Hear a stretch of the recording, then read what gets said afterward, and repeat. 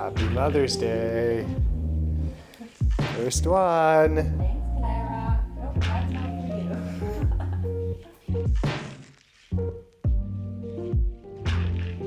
you. Good morning from another beautiful but very hot day in Kuala Lumpur. We enjoyed the most wonderful morning. Ryan brought me coffee in bed, and I can't think of a better way to spend Mother's Day than to explore more of Kuala Lumpur. So today we're going to stop by a bunch of the historical landmarks around the city, and we're starting at the Siya Temple. Let's go. But apparently to get there, we get to walk through this little market.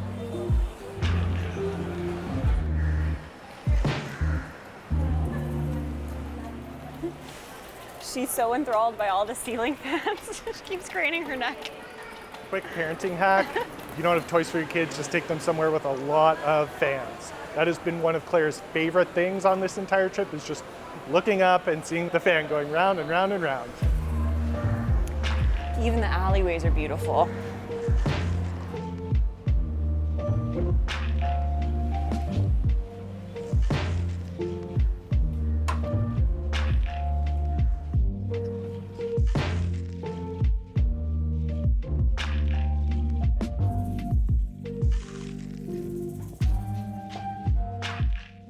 So this is the oldest Taoist temple in Kuala Lumpur, and it was founded in 1864 by Kapitan Yap Alloy. So he was one of the founding fathers that basically made Kuala Lumpur into what it is today.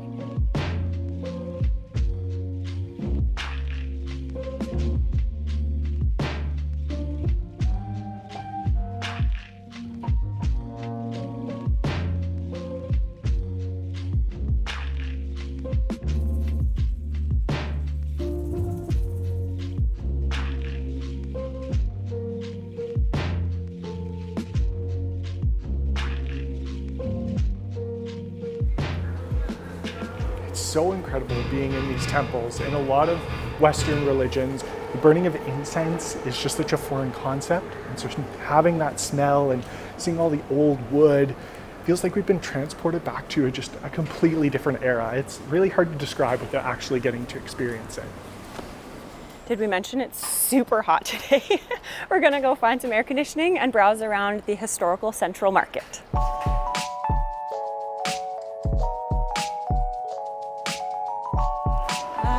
Sweet relief. So this Central Market sells a lot more traditional Malaysian handcrafts and goods and collectibles, souvenirs, and it used to be a wet market back in the day. So it was a major hub for a lot of Malays in the 1800s. So there was a British officer that apparently talked about this place that was a wet market, also a gambling hub, and he said, the filth of the market is indescribable. Definitely not what you see here today. It's pretty beautiful to walk through. It's a lot of things that I haven't actually seen before.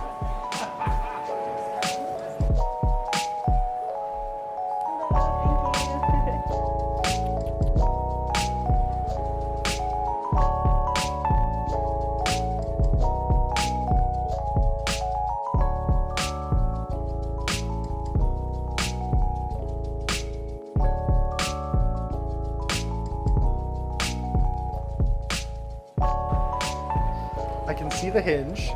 It should open this way.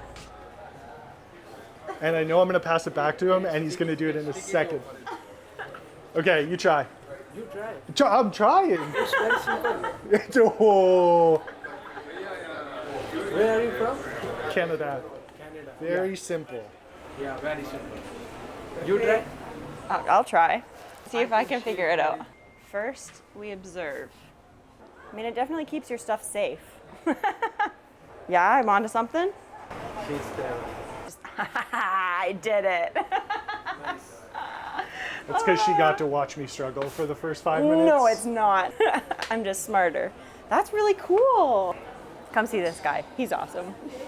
Victoria did solve it. We won't show you in the video in case you come and he challenges you. We can't have any of you cheating. That's not very fair. If you know how to open that box, drop a comment below and share with the class. I'll keep my lips sealed.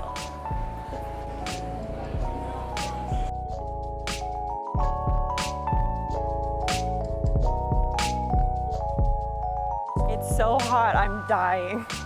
Good thing we all have our sunscreen on.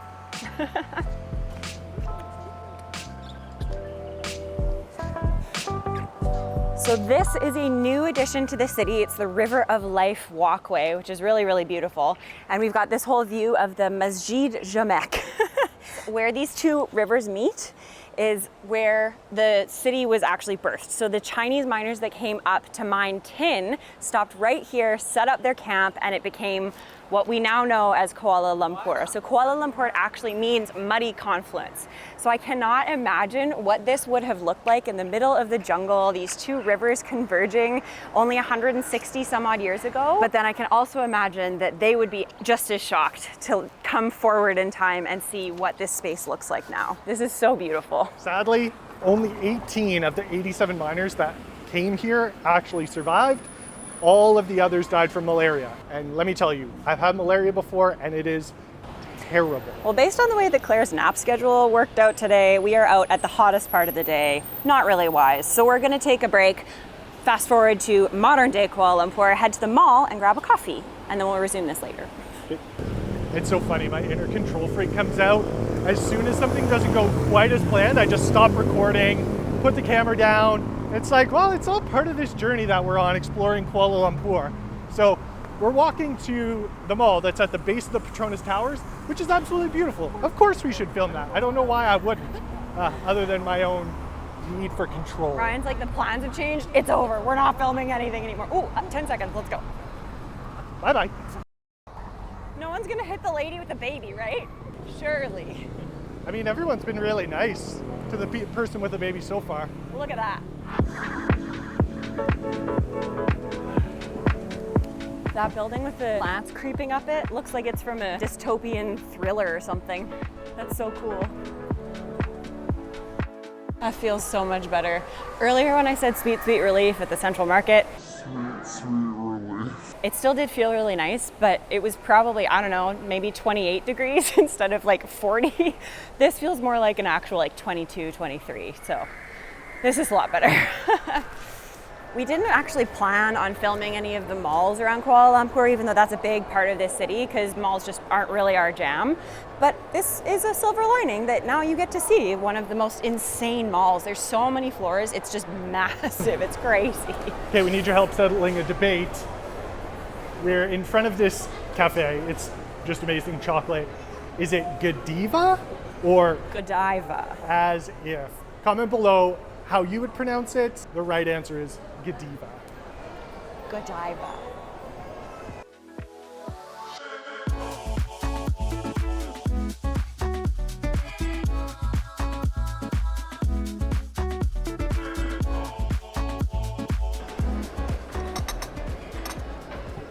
It's interesting, we're in Kuala Lumpur right now, but we passed a Lululemon, a Lusty 10. There's a cafe here, which is where we are right now, called 8 Ounce Coffee. In Calgary, there's a coffee company called 8 Ounce Coffee. It feels like we're just back in Calgary and we never left. I don't know how I feel about that. Yeah, thank you. Wow.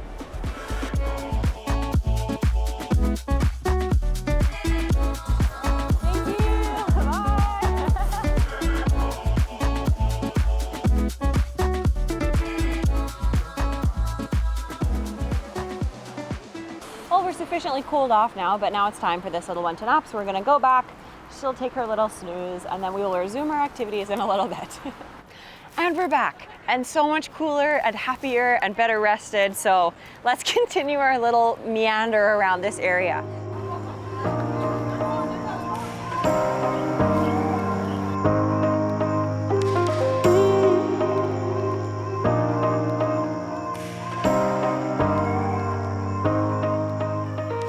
Behind me is the Masjid Jamek Mosque. It's closed very frequently throughout the day during the times of prayer, so we can't enter. I'm also not dressed accordingly, but it was completed in 1907 and has maintained its position as the most popular place for Muslims to worship until the National Mosque was built. It's this combination of Islam and Moorish style of architecture, and it's just so beautiful.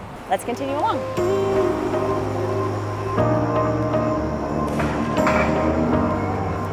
Something else else that's super interesting about a lot of these buildings was that they were often designed by British architects that designed in the same style that they would back in England. This is a very different climate than it is back in England, so a lot of these buildings are not doing so well, and they require a lot of upkeep and a lot of volunteer work and a lot of money to keep them up. So you see some of these buildings that are just kind of decaying, but I honestly think it adds to the charm and the beauty of them.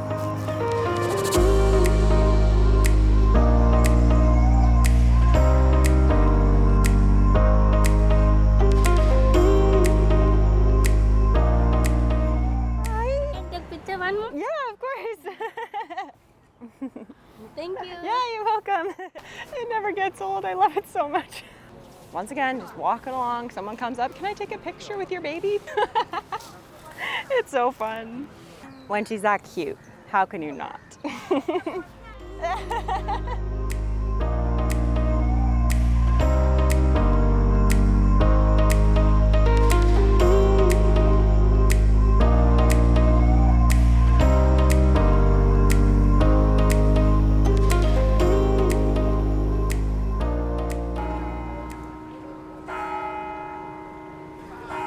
Well, I can't think of a better way to introduce the Sultan Abdul Samad building. So that clock tower that you just heard was designed to resemble Big Ben in London. So a little bit of London all the way over here.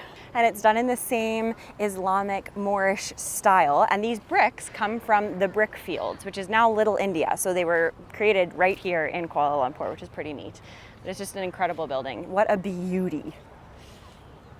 I know we said this in our last video, but it's also crazy just the contrast of architecture styles. The building that's right here versus the building that's here, which is now the second tallest building in the world. It's just insane. I guess Claire is really excited because the government has actually pledged $350 million to restore this building to its former glory, as well as some other buildings around the area. I'm so thrilled to hear that because these buildings are just these incredible works of art and they just don't make them like they used to.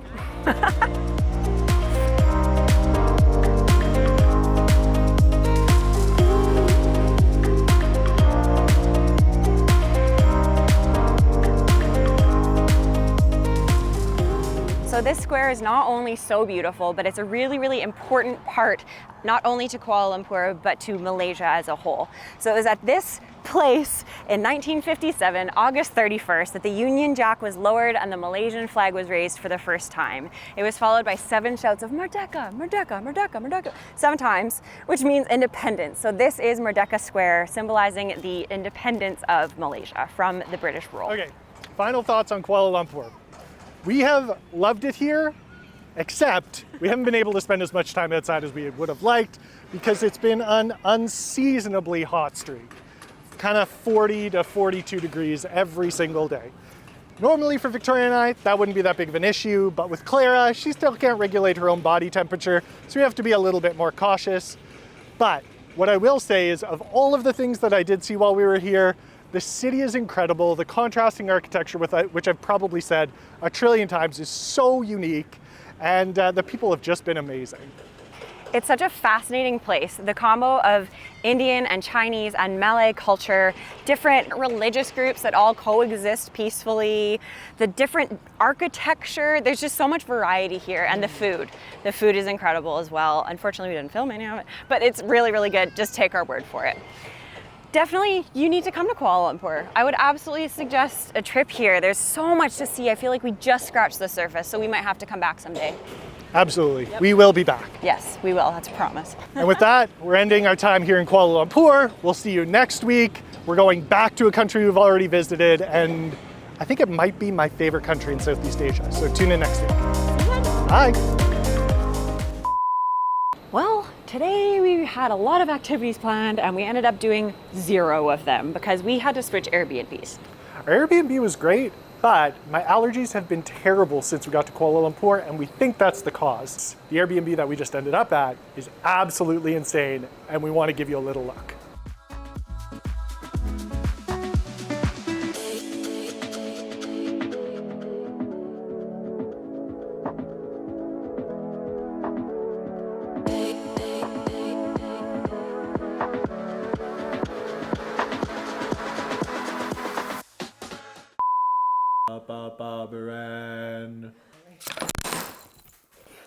Am I recording? Do you want me to be on the other side of you? Oh, look. Stop. Oh. Is that right? I don't know.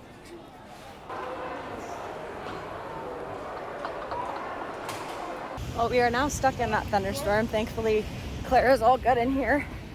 And then Ryan's got the camera under his shirt. Do what you gotta do, I guess. This is so cool. Oh, it feels so nice.